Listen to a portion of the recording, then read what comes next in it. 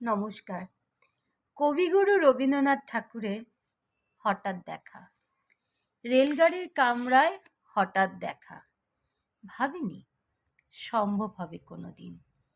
আগে ওকে বারবার দেখেছি, লাল রঙের শাড়িতে, ডালিম ফুলের মতো রাঙা। আজ পরেছে কালো রেশমের কাপড়, আঁচল তুলেছে মাথায়, দোলন চাপার মতো চিকন গৌর মুখখানি ঘিরে মনে হলো কালো রঙে একটা গভীর দূরত্ব ঘনিয়ে নিয়েছে নিজের চারদিকে। যে দূরত্ব শস্যক্ষেত্রের শেষ সীমানায়, শালবনের নীলাঞ্জনে থমকে গেল আমার সমস্ত মনটা। চেনা লোককে দেখলাম অচেনার গাম্ভীর্যে। হঠাৎ খবরের কাগজ ফেলে দিয়ে আমাকে করলে নমস্কার। সমাজবিধির পথ